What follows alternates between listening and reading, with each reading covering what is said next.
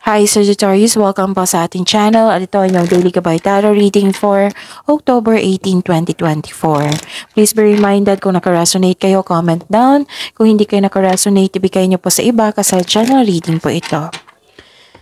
This is for you Sagittarius ngayong October 18, 2024.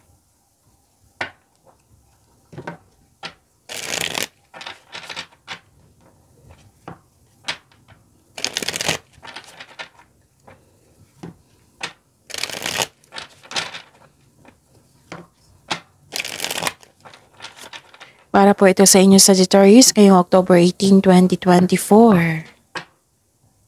Maraming salamat po sa inyong patuloy na suporta at maraming salamat din po sa mga hindi nag-skip ng ads. Gamitin ang reading na ito bilang gabay lamang sa mga hindi pa nag-subscribe. Subscribe na po kayo at click bell notification para malaman nyo na may bago tayong video. Para sa mga gustong magpa-reading po, may lumabas dyan sa screen nyo ngayon. Panoorin nyo po. Kung gusto nyo po iyan, then follow instruction. Calling the attention sa mga suki ko dito na Sagittarius. Open na po inyong monthly gabay tarot reading for October 2024. May 6 months from now reading tayo at love life reading po. So message me Sagittarius for schedule. Maraming salamat po. Spirits Guide, mga ganap po para kay Sagittarius ngayong October 18, 2024. I need 3 cards po.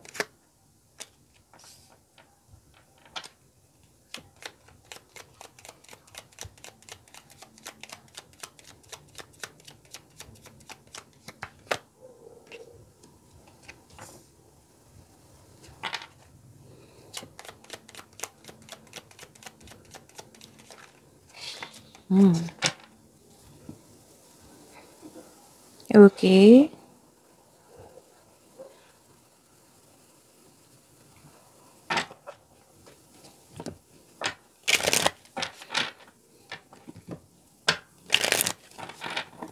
Spirits Guide, mga mensahe pa para kay Sagittarius ngayong October 18, 2024. I need 2 cards po.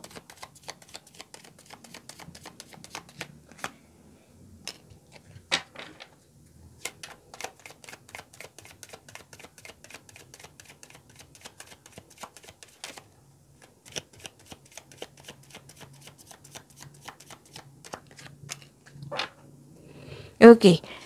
Sagittarius, ngayong October 18, 2024. Wow, ang ganda nito. Ang ganda ng mga mensahe po. Sagittarius, nakita ko dito naka-receive kayo ng good news. Magkakaroon ng change for the better. Magkakaroon ng movement. Pwedeng movement ito sa paggawa ng yung decision nyo. Binigyan mo na ng movement, action. Pwede din movement sa malayong lugar. Or nagpa-siya kayo mag-move forward. Nakikita ko rin dito na may parating na baby, sanggol, buntis, ikakasal, kasal. May nakita kong ganyan. May nakita rin akong good luck and good karma dito. Things going your way, positive opportunities, recognition, awards, andito po, success, andito po, and happiness. Nakita ko rin dito na may concern kayo sa immature na tao and pwede din nagkaroon kayo ng new beginning, like new beginning sa mga ginagawa nyo dyan. Pero may nakita ko dito na new beginning, kakasimula mo lang sa trabaho. Natanggap ka sa trabaho kahit wala kang experience, ganun. At may nakausap ka dito na isang bata, pwedeng literal na bata na humingi ng attention sa iyo. Pwede din ito yung inner child nyo. Ang message, use your discernment and fortitude to achieve your goals and find a new rhythm. And your dreams and desires are calling you to action. The journey begins today. So this is a clarification of these 3 cards here na may new beginning na kailangan ng action. Spirits Guide, energy po ni Sagittarius ngayong October 18, 2024.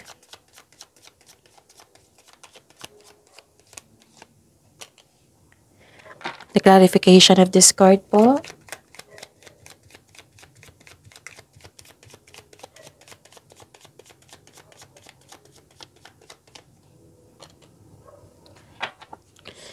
So, remember, at the end of the day, alam mo na ikaw lang taong may kakayahan, at responsable na gumawa ng sarili mong katotohanan at kinabukasan. So, ano yung energy mo, Sagittarius? Okay. Nakikita ko dito na may offer. This is also emotional offerings or may offer or opportunity na binigay dyan at binigyan mo ng agarang aksyon. Yun. Pwedeng opportunity, pwedeng project. Oo, maraming nag-support sa inyo dito. Oh. Pwede din nag-support yung boss mo or amo or isang tao na nagbigay ito ng tulong sa iyo para sa pagtaas ng posisyon, sweldo, or pagtaas or pag-angat ng iyong layunin sa buhay. So, this is a clarification of your cards here na may good news kayong marireceive ngayong araw na ito. And, nakikita ko rin dito na you are feeling trapped, nagkaroon ng restriction, parang stuck ka sa isang situation, nakatali ka sa isang bagay or tao, at ikaw ay nahihirapan. Ilan sa inyo nagkasakit or kasi hindi ka lumaban, nakaramdam kayo na parang nakakulong kayo sa isang sitwasyon. Humingi po daw kayo ng tulong kung kailangan mong ng tulong or kausap. So, this card asks you to change something para ikaw ay makawala at makahinga. So, this card asks you to step forward also towards your goal. Trust yourself and be patient. Ang prosesong ito ay nangailangan ng pasensya at tiyaga, pero magagawa mo ito. Okay? Okay. Spirits Guide, career and money ni Sagittarius ngayong October 18, 2024. The clarification of this card po. Okay. Nakikita ko rin dito sa inyong career and money. Yung taong nanloko daw sa inyo, nagbago na po daw siya. Pero wala akong nakita dito na maghihingi siya ng sorry. Pero sa ngayon, ang sitwasyon niya is nagbago na po daw siya. Na-enlighten, maraming na-realize. Ganun. Guilty. Tapos kailangan mo nga ng kasama dito. Kasi may sabi dito na hindi mo kaya mag-isa o akuhin ng lahat. Kailangan mo ng kasama, tulong, kailangan mo ng kausap. Ganun. Nakikita ko rin dito na nagkaroon ng wisdom, solitude, nagkaroon ng inner truth, nagkaroon ng divine inspiration, enlightenment. Feel free yourself para makapag-isip ka ng maayos. Kung nais mo ng promotion or making business investment, hindi mo na kailangan ng pahintulot to move ahead. Magtiwala sa inyong sarili. Sagittarius, mas gusto mo magtrabaho mag-isa rather than in collaboration. Spirits Guide, Love Life, Self-Love, Partnership, and Romance ni Sagittarius ngayong October 18, 2024. The clarification of this card po.